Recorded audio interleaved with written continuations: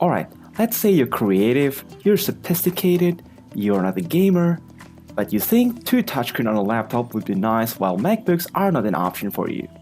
A Zenbook Pro might be the right laptop for you every day.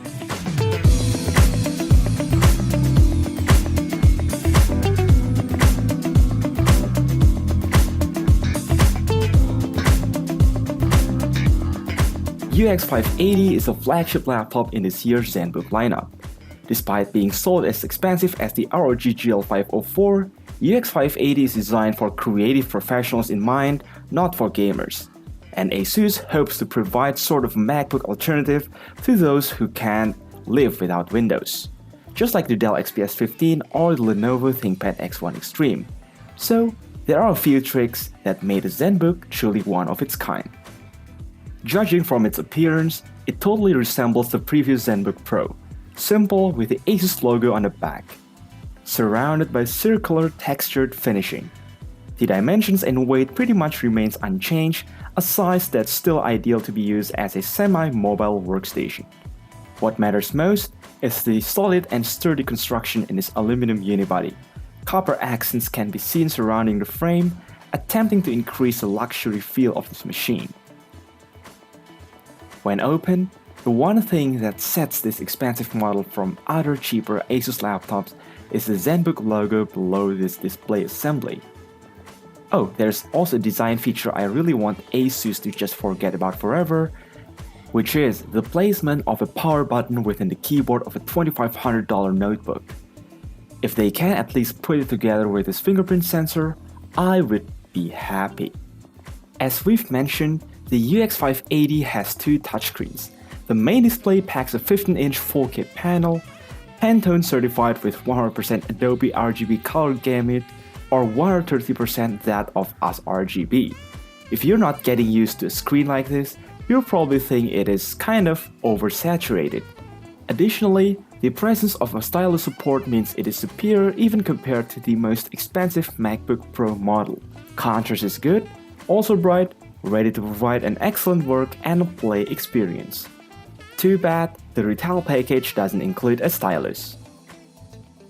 Now, let's take a look at the most unique feature ever put into Zenbooks I've seen until now.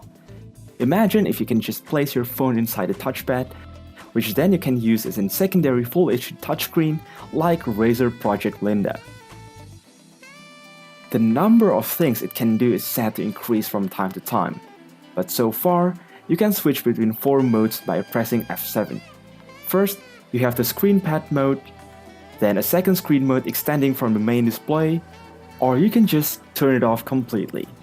Using it as a normal touchpad obviously saves battery, and you can just do about anything in the extended display mode. But the screen pad mode is how Asus intended us to use it. In this configuration, besides showing off your custom wallpaper, we can have access to music, calendar, shortcuts, calculator, numpad, and apps made for the screen pad. Until now, there's less than a handful of apps with screen pad shortcut support, one of which is Adobe Reader, also Spotify, and Microsoft Office. For example, we can access a few settings we use the most without the hassle of activating a hotkey. Unfortunately, there's no sign of any Adobe CC or creative apps coming soon, despite being marketed to help creative professionals who are using the laptop more than just Office.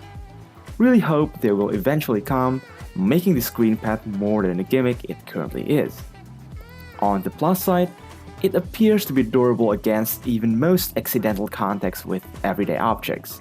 The screen pad, of course, makes a good touchpad, doesn't feel different next to a traditional one, solid and precise with a precision driver.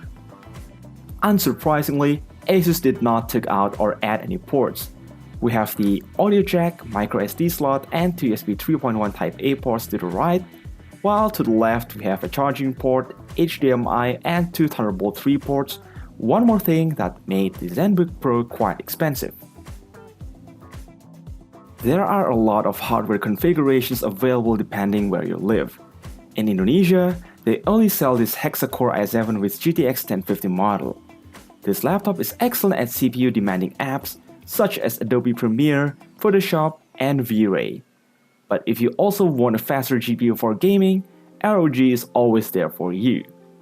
The GTX 1050 itself is enough to power a variety of productive tasks in a 4K panel, even 2 of them if needed. For exporting videos, we experience no significant throttling. No problem, but there's one thing we don't recommend you to do here. That is gaming, because a Zenbook is not an ROG. Frame rate wise, things may appear to be fine. You can run ROTR at about 40 FPS high settings. CSGO is stable at around 140 FPS. But unlike exporting videos, it cannot handle the heat of hours of gameplay. The still unfixed problem is the limited ventilation to support the dual fan system. Down below, there are not a single intake to be found, likely for aesthetic reasons. The air only gets in through the keyboard and then blown out of the screen, not a very ideal airflow management. Even just by playing for a short while, overheating notifications sometimes appear, indicating throttling is happening inside, clearly illustrated by our stress test. Keyboard surface isn't hot though, while base gets sometimes uncomfortably hot. This is simply not a laptop designed for gaming, but they could have put more effort in the ventilation. And I'm kinda grateful I didn't receive the possibly worse i9 model. This one has soldered 16 gigs of non-upgradable memory, accompanied by a large 1TB NVMe SSD. It might be nice if there's also a cheaper, cooler Core i5 option, with 512 gigs of storage. I think I'm satisfied at typing on this keyboard. Key travel is good, and it's not cramped at all, since the numpad is moved into the screen pad anyway. It's just the arrow keys that are still confined like this. At least, you now have function lock. Battery lasts about 6 hours on light usage, probably even more if you downscale the screen to just Full HD. But sadly, the included 150W adapter is not very compact, even though it is meant to be carried around all day. Finally, you should totally listen to this HK branded quad speaker. Quality is excellent even at maximum volume. It has a lot of depth, kinda similar to the ROG GL504.